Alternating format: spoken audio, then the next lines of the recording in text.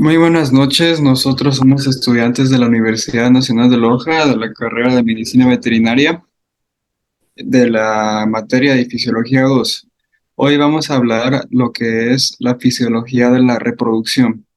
Nuestro grupo está conformado por los siguientes integrantes: Castillo Maza, Jennifer Daniela, Contento Ceballos, Jimmy Andrés, Espinosa Monteros, Juan Pablo, Girón Erazo, Gabriel Ibet, Matailo, Pared, José Israel, Medina Lara, Jefferson David, Ojeda Luna, Edgar Miguel y Pardo Torres Ángel Fernando.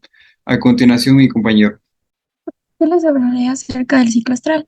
Podemos decir que el ciclo astral es un proceso fisiológico recurrente que se presenta en todas las hembras de mamíferos. Estas lo experimentan a lo largo de su vida y este proceso está precedido por hormonas. Consiste en una serie de eventos que se repiten periódicamente y preparan al cuerpo de la hembra para la fertilización y después el parto. De- Según el estro, podemos clasificar a las especies animales en dos: las poliéstricas permanentes y las poliéstricas estacionales. Tenemos que las poliéstricas permanentes son aquellas que presentan su ciclo astral durante todo el año, y las poliéstricas estacionales son aquellas que presentan ciclos astrales presentes en determinadas estaciones del año. Las poliéstricas estacionales se dividen en fotoperiodo positivas y fotoperiodo negativas. Las fotoperiodo positivas hace referencia a que estas presentan sus ciclos astrales cuando el día se alarga. Un ejemplo es la yegua, que presenta su ciclo astral en 21 días y puede variar de 19 a 26 días. También tenemos en fotoperiodo negativo aquellas que presentan sus ciclos astrales cuando los días son más cortos. Un ejemplo claro es la oveja, que presenta su ciclo astral en 16 días o puede variar de 14 a 20 días. Las poliéstricas permanentes, un ejemplo claro de ellas son el bovino, que presenta su ciclo astral en 21 días, y la cerda también en 21 días, con variaciones de 16 a 24 días. Tenemos también las hembras que tienen un ciclo astral inducido. Entre ellas tenemos, estas son las que necesitan un estímulo para entrar en celo. El estímulo por lo general puede ser el macho de la misma especie. Entre ellas, un ejemplo claro es la coneja. Y un ejemplo también muy claro es los felinos, que son poliéstricos estacionales inducidos. Hablando de otras especies y la duración del ciclo, podemos decir también, por ejemplo, los caninos, su ciclo estral dura de 3 a 13 meses, que es la especie de interés veterinario más amplio. El ciclo estral reproductivo. Este está conformado o consta de cuatro fases que son las siguientes: el proestro, el estro, el metaestro y el diestro. Pero tenemos que tener en cuenta que en la canina también se encuentra el anestro. Bueno, vamos a comenzar hablando acerca del proestro. Esto nos dice que es la actividad ovárica durante el proestro, es iniciado por la lisis del cuerpo lúteo del ciclo estral anterior. Los niveles, aquí en esta fase, pues los niveles de la progesterona son bajos y simultáneamente se lleva a cabo el crecimiento de un folículo preovulatorio. Solo uno de estos será seleccionado como folículo dominante y llegará a la ovulación. Estelestro. Estelestro continúa la producción de estrógenos, ya que por el folículo en desarrollo genera un pico en la liberación de la hormona luteinizante y la hormona folículo estimulante por la glándula hipófisis, lo cual esta estimula la máxima producción de estrógenos por el folículo. Estos elevados niveles de estrógenos son los responsables del comportamiento y signos propios del celo, ya que estos aumentando las contracciones del tracto reproductor femenino para facilitar el encuentro entre el óvulo y el espermatozoide. El metaestro. El metaestro es el periodo de 3 a 4 días siguientes al celo. Este se conoce como metaestro y está condicionado por una serie de eventos endocrinos que controlan la dinámica del ovario durante este tiempo. El pico de la hormona luteinizante y la hormona folículo estimulante que se presenta durante el estro genera la ruptura del folículo alrededor de unas 30 horas después de haber comenzado la monta estática, o aproximadamente entre 10 y 14 horas de haber finalizado el estro, con la liberación del óvulo dentro del proceso conocido como ovulación. Como última fase tenemos el diestro. El diestro es la fase más prolongada del ciclo y está comandada por la acción de la progesterona y la presencia del cuerpo lúteo. Aquí la hormona leutilizante, la que indujo la ovulación, es también responsable de una serie de cambios en las células de la granulosa para dar lugar a la formación del cuerpo lúteo, ya que éste alcanza el diámetro máximo alrededor de los 8 a 10 días después de la ovulación. Simultáneamente con el rápido crecimiento del folículo dominante de esa onda, se da un incremento sustancial de los niveles de estrógenos, lo que hace que el ciclo se repita y la vaca empiece a presentar un nuevo ciclo estral. Aquí tenemos algunas especies de interés veterinarios, como tenemos el porcino, que su ciclo estral dura 21 días. Tenemos el bovino, que también de igual manera su ciclo estral dura 21 días. También un claro ejemplo de la yegua, que dura de 21 días. En la oveja dura entre 16 a 17 días y en la cabra pues dura de 21 días. Pero tenemos que tener en cuenta que la gran diferencia aquí es que la canina presenta el ciclo estral que es una etapa que es el anestro, que es el periodo prolongado que dura alrededor de unos 4 meses. En este periodo la hembra no evidencia signos de actividad ovárica. Bueno, yo voy a hablar sobre la foliculogénesis. Es un proceso cíclico permanente en el cual si la hembra está gestante o no está gestante, se produce el ciclo ovárico. Tenemos algunos términos veterinarios que nos pueden ayudar. Tenemos monitoca, que solo tienen una sola cría, por ejemplo, la vaca, la yegua. Tenemos politoca, que tienen varias crías, por ejemplo, la cerda, la canina. Ahí tenemos nulípara, que no tienen ningún parto, son sin parto. Tenemos primípara, que significa que solo tiene un parto. Por ejemplo, tenemos la cabra, la coneja. Ahí tenemos multípara, que ya tiene varios partos. Por ejemplo, la canina, la porcina. Y ahí tenemos la florípara, que por ejemplo tenemos la oveja, también podría ser la canina, la cerda, que son las que tienen varios partos. También les voy a hablar acerca del calostro. El calostro contiene azúcares, lípidos y proteínas. Lo principal que contiene son anticuerpos que se brindan de la madre al ternero, al lechón, a toda la cría. Yo les voy a hablar acerca de lo que es la dinámica folicular, lo cual hace referencia al crecimiento de los folículos para una futura ovulación. Como podemos ver, tenemos una tabla del ciclo estral, la cual se divide en 4 etapas, las cuales son el proestro, el estro, el metaestro y el diestro. Comenzamos eh, por el proestro, donde va a haber una producción de estrógenos y un pico alto de LH.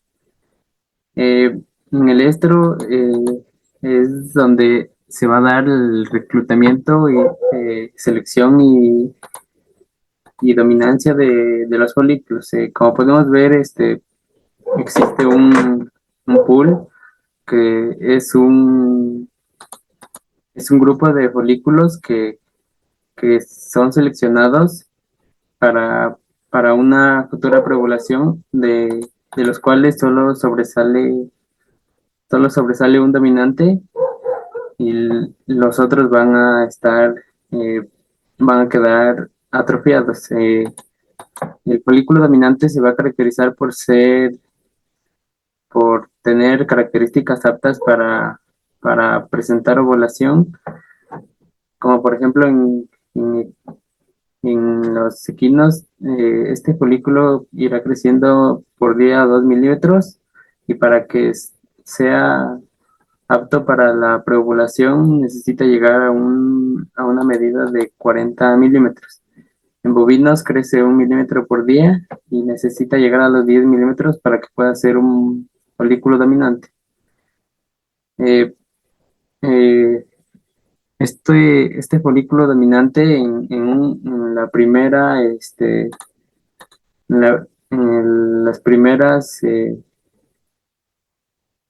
las primeras ondas no no va a ser ovulatorio porque existe un nivel alto de P4, y mientras exista una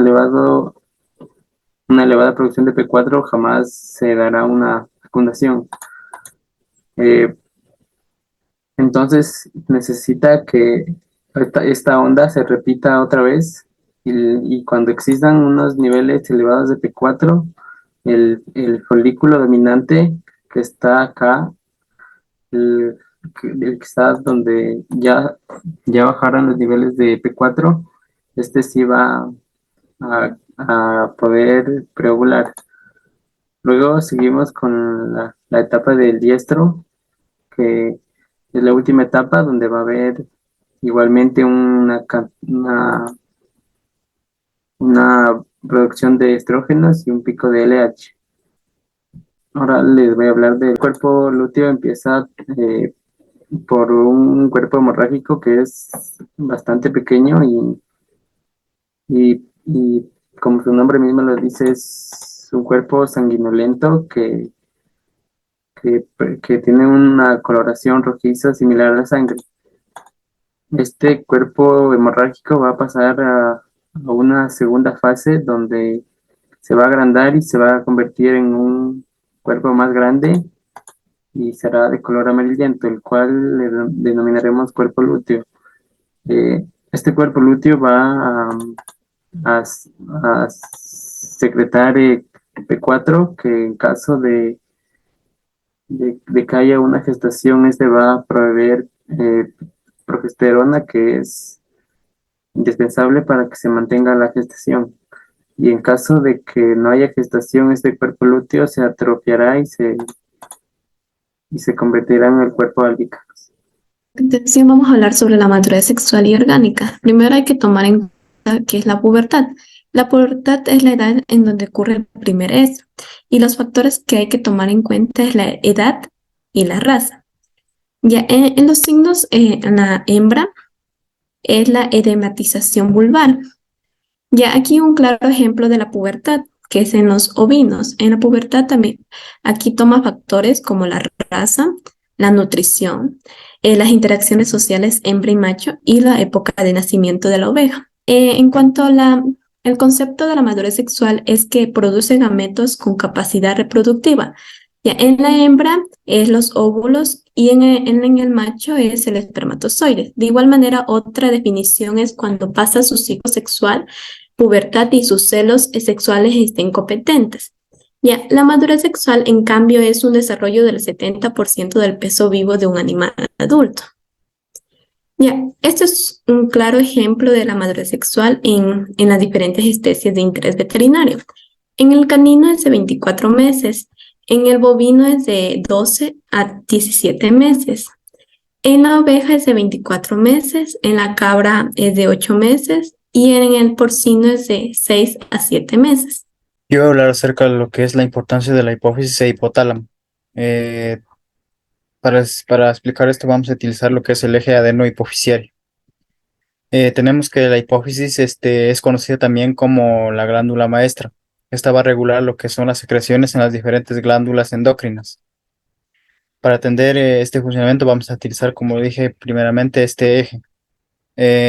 Este diagrama hace referencia a lo que es el hipotálamo, que tiene es que va a regular las glándulas exócrinas. Estas van a ser, pueden ser tanto endógenas como exógenas.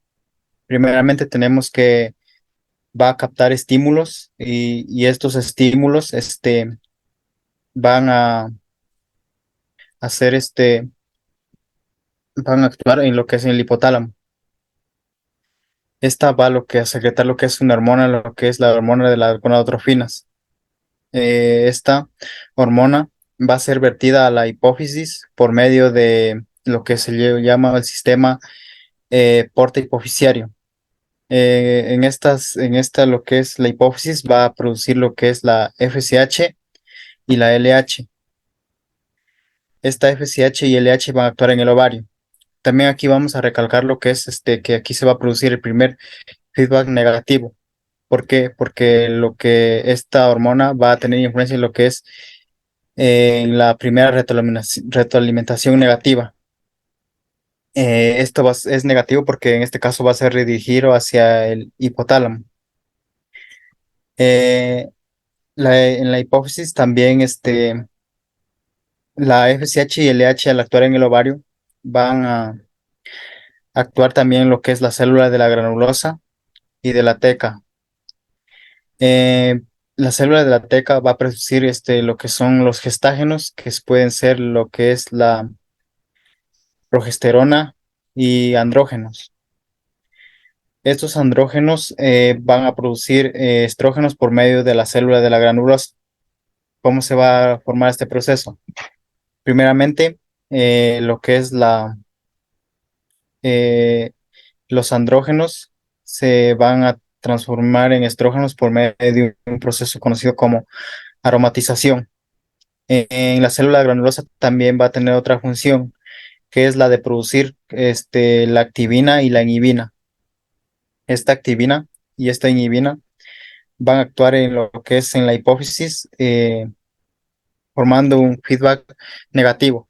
Lo que va a decir es que va a decir que cese la producción de hormonas como la FSH y la LH, mientras que la activina va a formar lo que es un feedback positivo.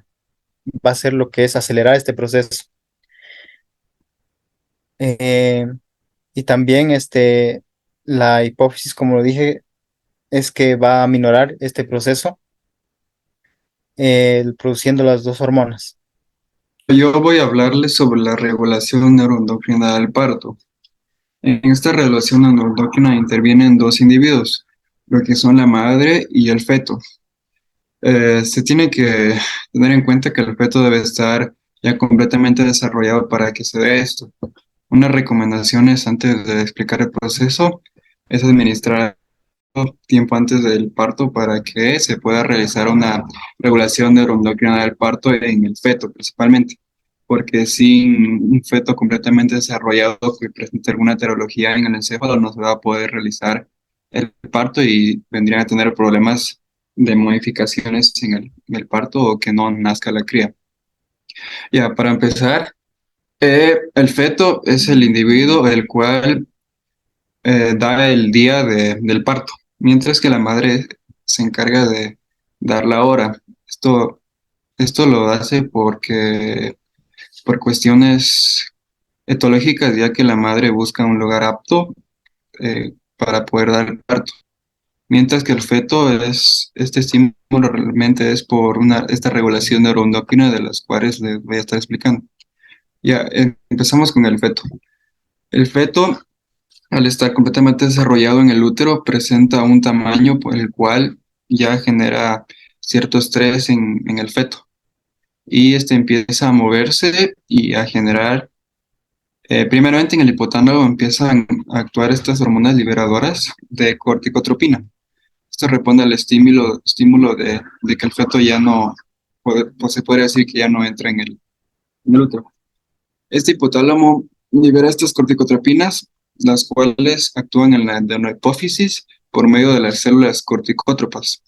Estas segregan lo que es el cortisol y este se transporta hacia las glándulas adrenales. Las glándulas adrenales se ubican en la parte superior del riñón y este estímulo del cortisol, esta acción del cortisol se da principalmente en lo que es la corteza. Mencionar que en la adenohipófisis actúa antes las corticotropinas. Ya una vez generado este cortisol, este viaja hacia la madre por vía porta hacia el hipotálamo, donde se realiza el mismo proceso. Empezamos con el hipotálamo de la madre, el cual ante este estímulo empieza a liberar las hormonas liberadoras de corticotropinas. Ya, estas actúan tanto la adenohipófisis como la neurohipófisis. Voy a hablar ahora de la adenohipófisis. Ya, estas actúan aquí y empiezan a generar las corticotropinas y las gonadotropinas. Estas empiezan a generar cortisol llegan a las glándulas adrenales. Mientras que también las gonadotropinas empiezan a generar lo que son las hormonas de los estrógenos y la relaxina producidas por los ovarios. Estas generan un estímulo hacia la madre para que ya empiece a dar el parto. Olvidé mencionar que la principal hormona, una de las más importantes en lo que es el parto, es la prostaglandina F2 alfa. Esta es la que da este inicio a estos procesos neuroendocrinos. Esta no se segrega en los ovarios, esta se segrega principalmente en el útero, en el endometrio, por eso es que la puse aparte.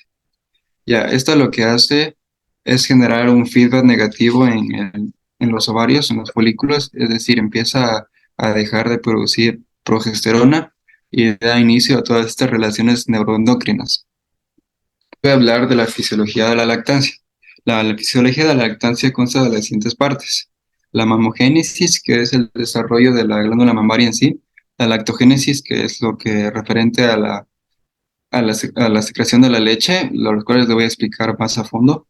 Luego tenemos la galactopoiesis, la cual se trata sobre el mantenimiento de la leche en las glándulas mamarias. Y por último tenemos el secado, que es el cese o la finalización de esta actividad secretora de las glándulas mamarias. Regresando a la lactancia, a la lactogénesis, esta se divide en dos partes. La lactogénesis 1. La característica principal es de que esta empieza antes del parto, es decir, empieza en el último tercio de la gestación. En esta se desarrolla una diferenciación de las células mamarias, es decir, las células presentes en estas glándulas mamarias se adaptan para llegar a producir más leche. También se ve un incremento de las células adiposas y un incremento del tamaño de las ubres o glándulas mamarias. Por lo mencionado anteriormente, también incrementa la actividad enzimática. Las hormonas principales que intervienen en este proceso de lactancia, lactogénesis 1, es la prolactina, la insulina, glucocorticoides y también se menciona la hormona del crecimiento. Se cabe recalcar o es de importancia mencionar que en la lactogénesis 1, al comenzar antes del parto, tiene una poca producción láctea, ya que no está la cría, no ha nacido la cría y no hay tanta necesidad de producir una cantidad mayor de leche. Ya pasamos a lo que es la lactogénesis 2. Esta principalmente, la diferencia es que produce mucho más leche y esta empieza ya antes del parto y continúa ya varios días. Y esa, en el caso de los bovinos, suele durar 305 días. Y estos tiempos varían dependiendo de la especie, nutrición y otros factores. El siguiente tema a tratar es sobre la fisiología reproductiva del macho. Esta consiste en que cada órgano masculino individual se formarán conjuntamente para formar los espermatozoides y así poder intervenir en el órgano femenino para poder ser fecundado. Algo importante que debemos reconocer del aparato reproductor masculino es que consta de las siguientes estructuras. Tenemos dos testículos que están recubiertos por una capa llamada escroto. Esta permite la termorregulación para que los espermatozoides estén aptos para la fecundación. También contamos con otros órganos que interfieren, son muy importantes, como son el pene, las glándulas vesiculares, las glándulas prostáticas y las glándulas bulbouretrales o de Cooper. Tenemos los animales domésticos en su descenso de los testículos.